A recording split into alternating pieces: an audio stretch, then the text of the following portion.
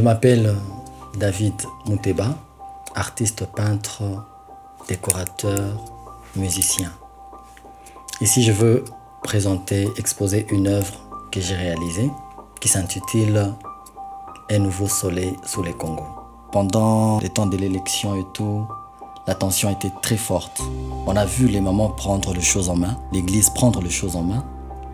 Sur les réseaux sociaux, on a vu les mamans prier pour le pays, que Dieu nous fasse grâce qu'il n'y ait pas le sang qui va couler. Et c'était fait. C'était vraiment fait. Quand Dieu nous a trouvé quelqu'un, la personne qu'il a trouvé digne pour le Congo, c'était vraiment une victoire pour l'église. C'est pourquoi j'ai représenté cela avec un peuple très joyeux et tout, c'était la danse, c'était la musique parce qu'on ne s'attendait pas à ça. Et Dieu a vraiment confondu tout ce qui s'est planifié en secret. Alors, c'était une victoire. Alors, une fois au pouvoir, le président Félix Tshisekedi a dédié le Congo à Christ. Ça paraît petit, mais c'est grand. Par ici, vous verrez, j'ai présenté cela par le serpent d'airain, qui était le modèle du Christ dans l'Ancien Testament, dans l'histoire. Il suffisait juste de jeter un coup d'œil et puis on est guéri, quoi. Alors, comme il a reconnu que son pouvoir lui est venu du Christ, parce que la Bible dit toute autorité vient des dieux, alors il a reconnu cela et il a élevé Christ. Et c'est vraiment grand. C'est par ici que même le changement des régimes a commencé. Tout a été changé, tout a été modifié. Bien qu'on ne peut pas voir, je sais que le changement demande beaucoup d'exercices, un peu de temps pour comprendre que les choses ont déjà changé. Et ici, il est venu avec son slogan, le peuple d'abord. Et le peuple d'abord ici, moi je le représente, toutes les personnes que vous voyez en tenue rouge, c'est son gouvernement. Ils doivent travailler au profit de la population. Ils doivent protéger leurs biens, sortir le peuple du chaos. Et puis ils ont leur prix. Et le prix dépend de ce qu'ils auront donné comme service. Il y a ceux qui sont mieux payés. Il y a ceux qui ne sont même pas payés sur mon tableau. Cela dépend de ce qu'ils ont fait. Pour la population, bien sûr. Par là, on a compris que les choses changeaient. Ici, il y a la gratuité de l'enseignement. La gratuité de l'enseignement, par ici, je l'ai mis d'ailleurs en grand parce que c'est un point très important pour notre pays.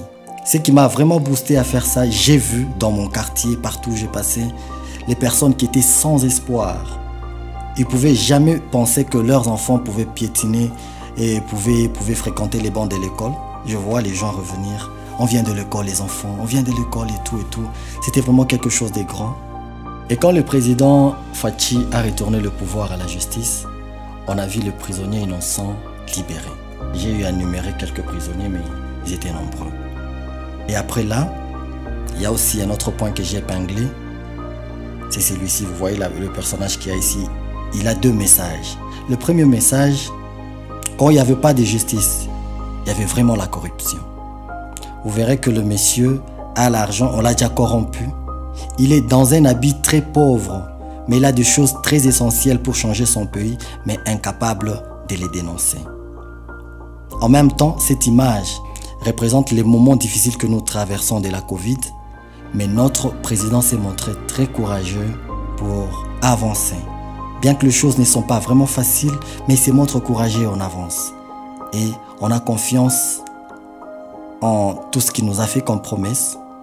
Et surtout, on a foi en Christ. Ça, c'est le plus essentiel.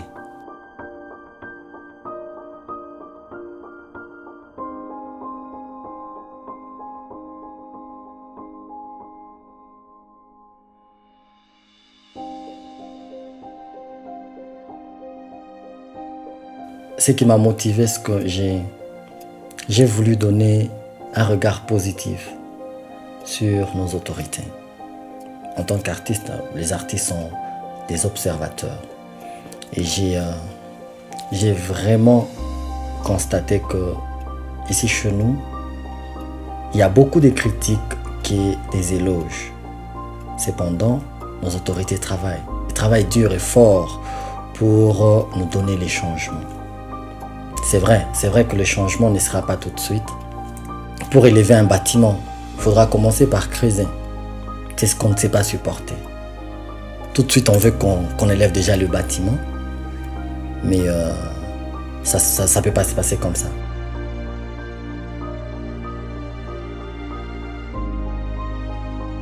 Par là, je veux juste dire à la population d'essayer un peu de dire quand c'est bien, il faut les dire.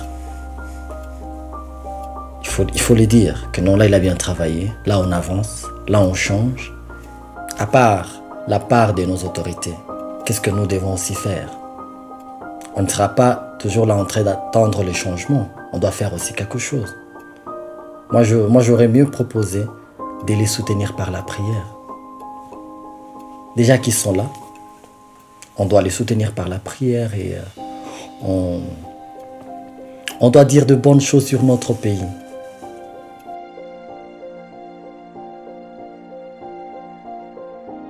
Ça me fera trop plaisir de voir cette belle œuvre protégée, mentionnée dans l'histoire de notre pays.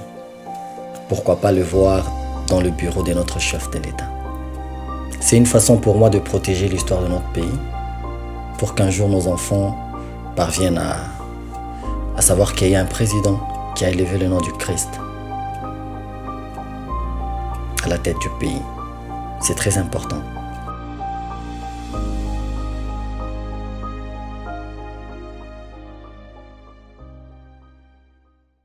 Basta. RDC, le président de la RDC, chrétien. Et il n'a pas caché sa face chrétienne au Congo. Premier acte, il dédie le pays entre les mains de Dieu. Des années entières, les prières ont été faites pour que le pays ici rentre entre les mains de Dieu. Tshisekedi, qui a été élu en RDC aujourd'hui, on bénit Dieu pour sa vie. Il a la crainte de Dieu. Quand il est venu au pouvoir, il a commencé à changer le système.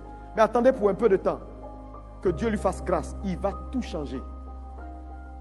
Il a fait une prière nationale et il a dédié la RDC à Jésus-Christ de Nazareth. On est d'accord, on n'est pas d'accord. C'est lui qui est là maintenant.